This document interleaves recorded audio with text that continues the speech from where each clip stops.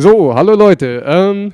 Wir sind hier von Music nStuff in Villingen-Schwenningen. Wir sind hier mit dem Cecilia String Quartet aus Kanada und wir haben uns gedacht, wir bringen euch mal ein bisschen was anderes.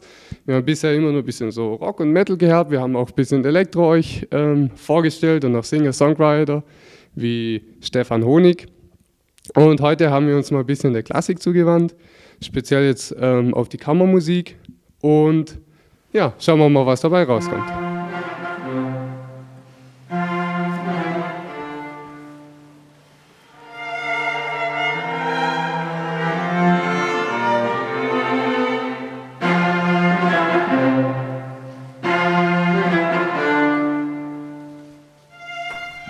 So, hello, nice to meet you.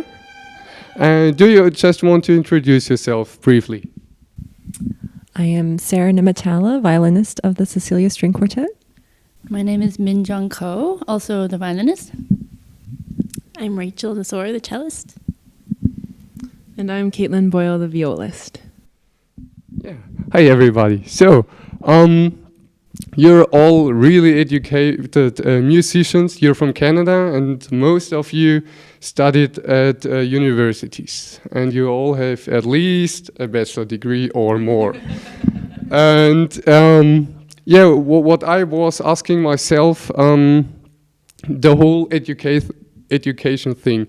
If you imagine you would try to do something like this you have now, like a quartet together, would it be possible to do it without the whole education?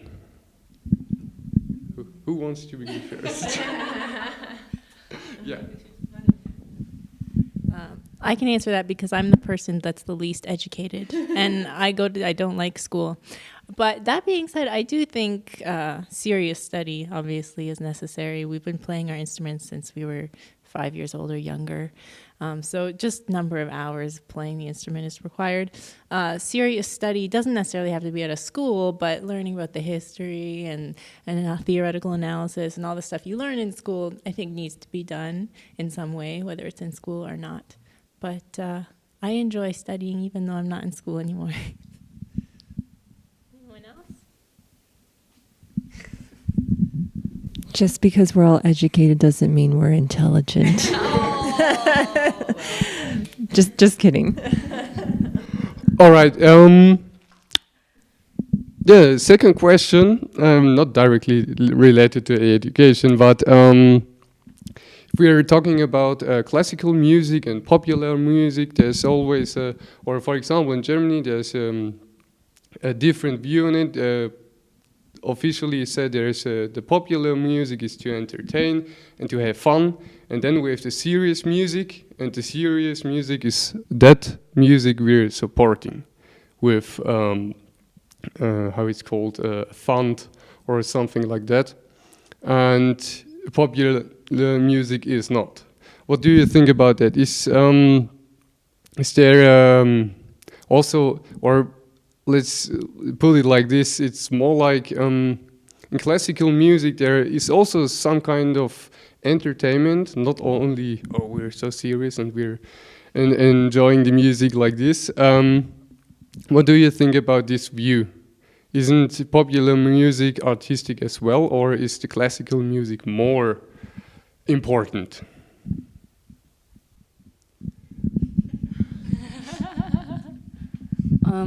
Well, first of all, I think that what we do is also extremely fun, and the music that we play is really witty, and there are lots of things that I think most people would just also find it very entertaining, whether it's spoken like art form that you understand or like playing music. I think they're both equally hilarious and can be enjoyed by anyone. Why we think what we do is so great is that music that we play is universal, and we don't have to actually like say or speak a certain language for other people to understand, right? And so I think music, whether it's popular or unpopular like us, I think that they're all great because they're all different modes of communicating something to the listener.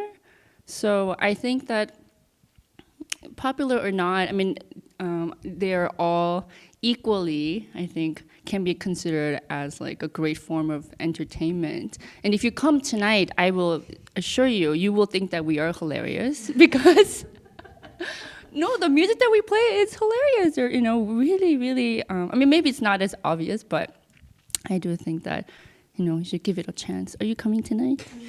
Oh, you are. Okay. So I will ask you afterwards. And if you don't think we were funny, then I have to try harder. Sorry, someone more intelligent. Well, it's a very interesting and difficult question, I think. But I think, so sometimes like what Min said, it's harder to appreciate some of the aspects of classical music as immediately as you do popular music.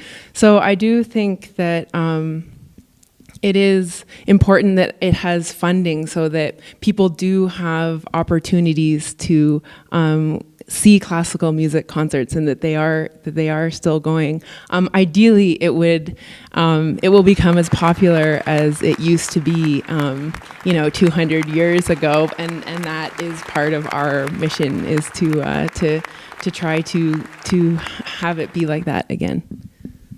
Okay, cool. Yeah. So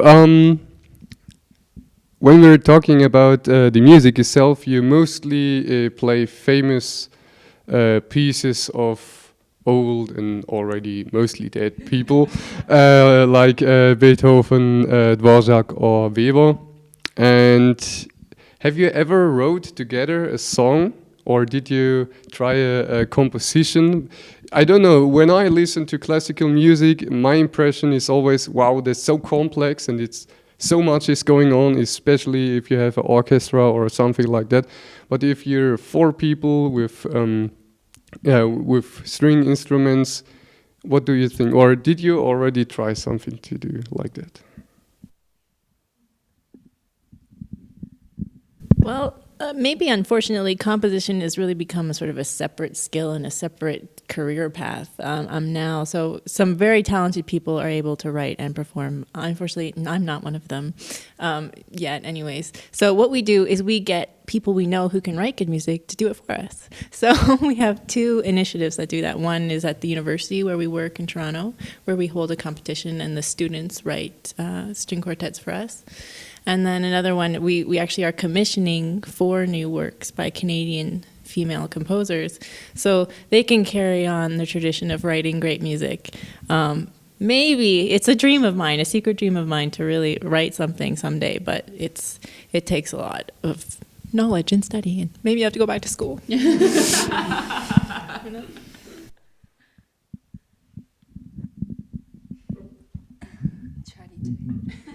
It is true that what we play, wasn't created recently, and we might be even being redundant in some way, because there's so many, people who play music of Beethoven, like you said, Dvorak and Weber and so on. But at the same time, there's a reason why. I think they just have been tested through time as the greatest, or one of the most sincere form of expression.